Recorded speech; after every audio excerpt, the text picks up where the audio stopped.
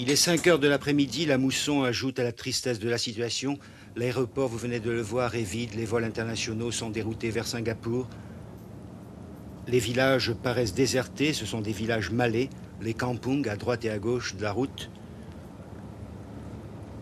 Sur la route de l'aéroport, d'ordinaire si fréquentée, nous nous dirigeons sous escorte militaire vers un hôtel où sont regroupés tous les journalistes.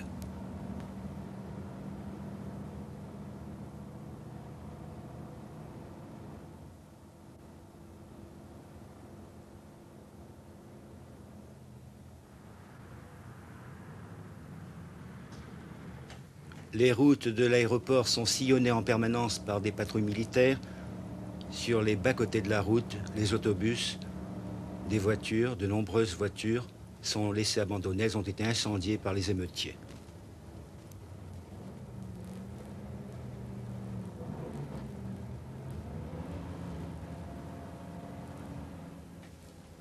Et durant le couvre-feu, que se passe-t-il exactement à Kuala Lumpur? Eh bien, les gens ont très peur, ils restent chez eux.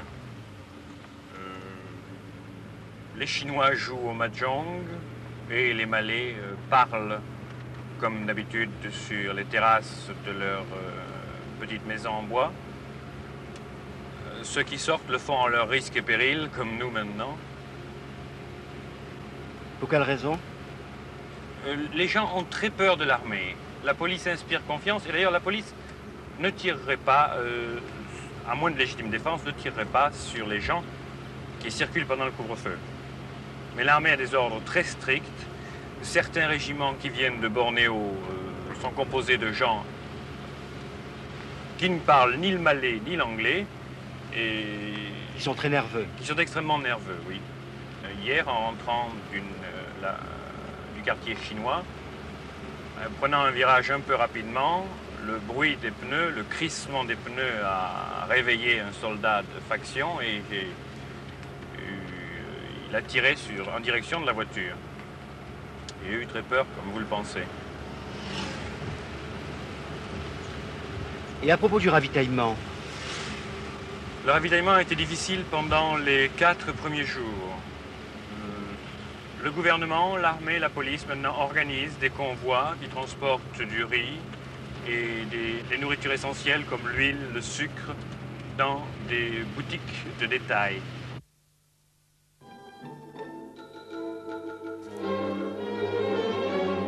Voici le visage sinistre de Singapour, les émeutes.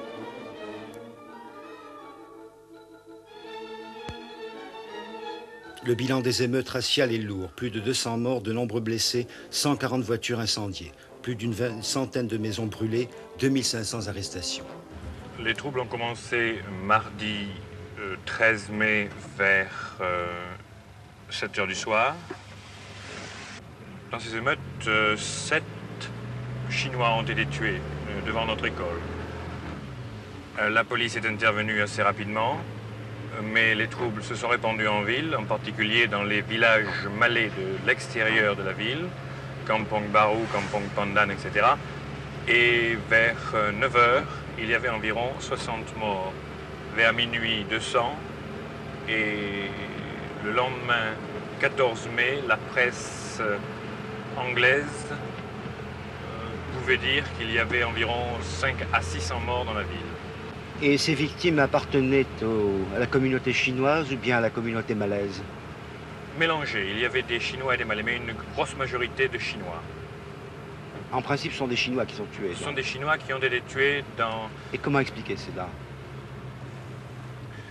Il y a eu une flambée anti-chinoise, due d'une part à la victoire du Gerakan, parti de gauche, à prédominance chinoise. Il comporte également des Indiens, mais c'est un parti surtout d'influence chinoise. Et les Malais ont pris peur peut-être? Les Malais ont eu peur que les Chinois contrôlent le gouvernement. En fait, ce parti du Gerakan contrôle les 3 États les plus riches de Malaisie. Il y a eu une maladresse probablement qui a été de les réunir dans cette avenue. Et lorsque le sang a été versé, l'inévitable s'est produit dans toute la ville. Tête coupée, bras arrachés, nous avons vu cela à quelques mètres. Et les Chinois se sont également pris à des Malais. Oui, alors les Chinois ont immédiatement réagi et s'en sont pris à des Malais, particulièrement dans un cinéma du centre de la ville. Ils ont attaqué le cinéma et tué et blessé plusieurs familles malaises.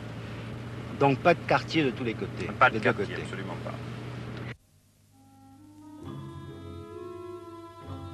Ce sont les réfugiés, des Chinois ou des Malais, dont les maisons ont été détruites ou bien des gens qui ne peuvent regagner leur domicile situé dans les zones interdites.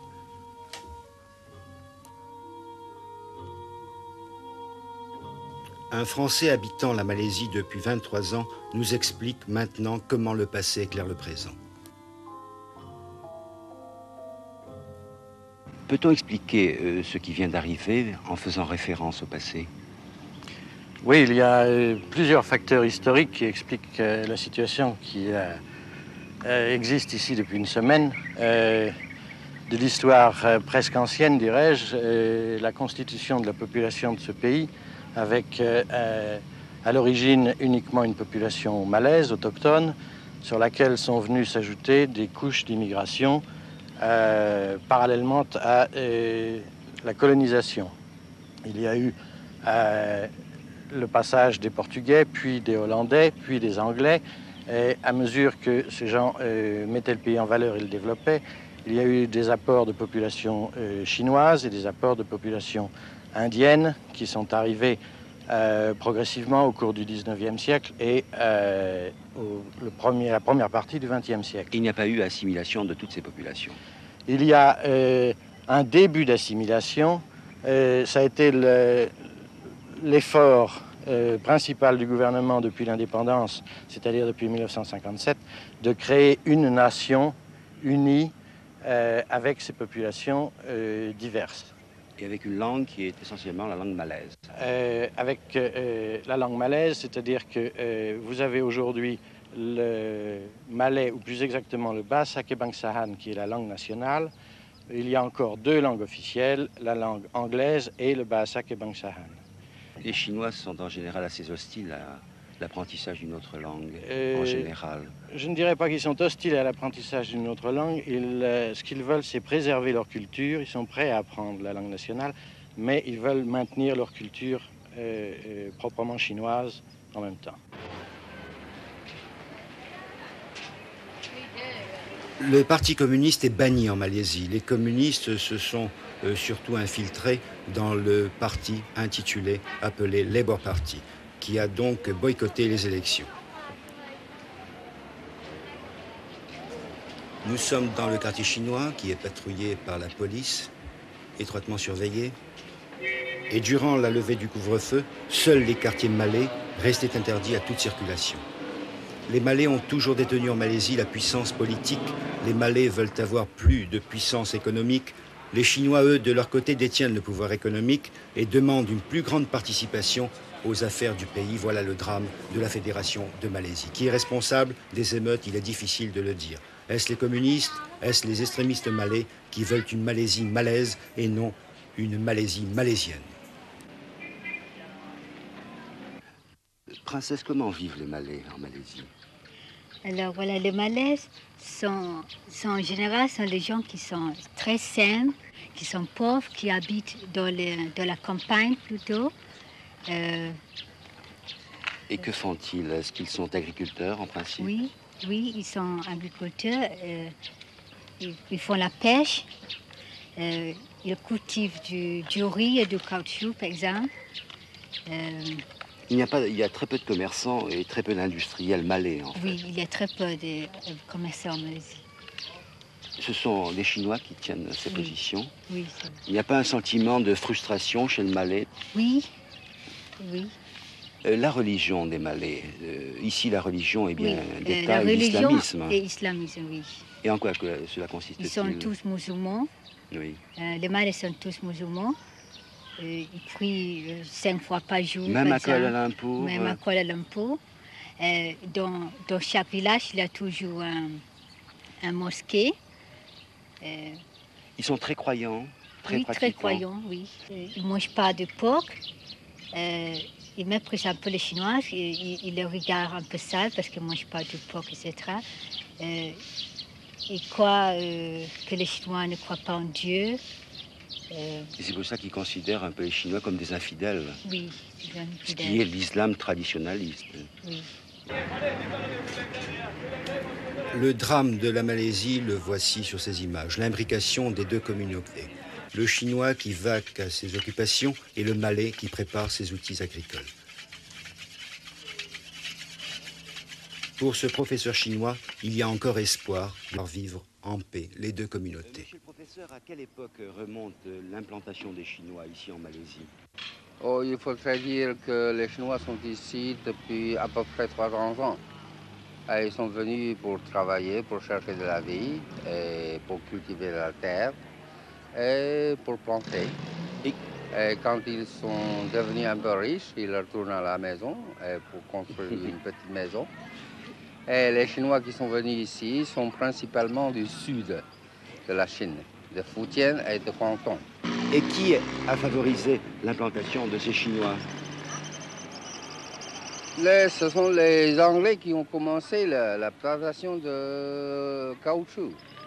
Et les Chinois sont devenus avant eux, sûrement, et ils ont cultivé de la terre autre chose que le caoutchouc. Le caoutchouc est planté depuis à peu près moins de 100 ans. Et les Anglais ont fait appel à la main-d'œuvre chinoise? Oui, oui, ils ont demandé ça. Et ça a contribué énormément à faire venir des Chinois. Oui, c'est ça. Ce qui explique l'accroissement du nombre des Chinois peut-être en Malaisie. Oui. Et alors, comment se fait-il? Et les Chinois venaient avant les Anglais aussi. Absolument. Et comment se fait-il que les Chinois, venus d'une province qui était non pas très riche, soient devenus assez riches ici? Parce qu'ils travaillent très bien. Ils font des économies. Et la religion qu'ils pratiquent? La religion pratique, les Chinois en général n'ont pas de religion. Ils sont bouddhistes en nom.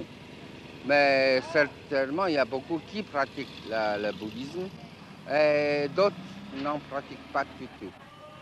Et au point de vue économique, actuellement, quels sont les domaines dans lesquels les Chinois sont privilégiés? Oh, ils sont des industriels, ils font des commerces. Ils sont des ouvriers, ils sont des mécaniques. Ce sont des gens qui habitent les villes en principe?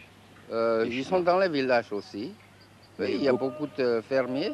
Oui, mais enfin, la majorité des Chinois... La majorité des Chinois est dans la ville. Et dans la ville. Oui. Et les Chinois, comme dans le sud-est asiatique, tiennent tout le commerce du grain ici, de distribution, tout ce qui est important. On peut dire le deuxième ordre. Ce sont les étrangers qui tiennent le premier. Ah bon? Oui, les grandes banques sont les mains des Anglais ou d'autres et les Chinois viennent nations. En second rang. Oui. Mais vous avez confiance, vous, monsieur le professeur, entre une sorte d'osmose entre les Chinois et les Malais ici? Oh, je crois que tout passe, tout s'efface, mais tout ira bien. C'est une parole de Confucius, ça, un peu, non? Non, c'est plus le français, je crois. Merci. Les résultats des élections ont marqué dans ce pays l'échec du parti gouvernemental et ce sont les partis extrémistes malais et extrémistes chinois qui ont enregistré des succès. M. Tan Suu-Kyi, ministre des Finances, c'est un Chinois, ne participera pas au prochain gouvernement. Voici pourquoi.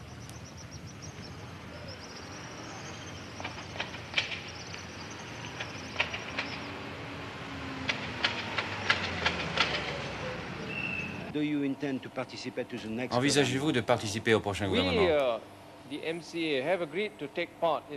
Notre parti a décidé de participer seulement au prochain gouvernement provisoire.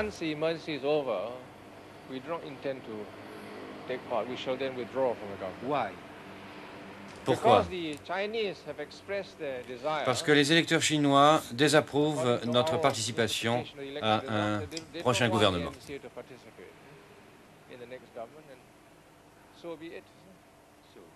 There will be an extremist party and Malay's government. No, I think that is unfair. It will not be an extremist government, but it will be a Malay government, I agree. En Malaisie, il y a 4,5 millions de Chinois pour 5,5 millions de Malais. Voici maintenant Tun Abdul Razak, le ministre de la Défense, l'homme qui est chargé de rétablir l'ordre à tout prix à Kuala Lumpur. Pensez-vous à la possibilité d'un gouvernement sans les Chinois? Je ne crois pas, car ce pays est multiracial et ce fut toujours notre politique d'avoir un gouvernement de coalition comprenant 3 partis représentant les 3 communautés malaises, chinoises et indiennes.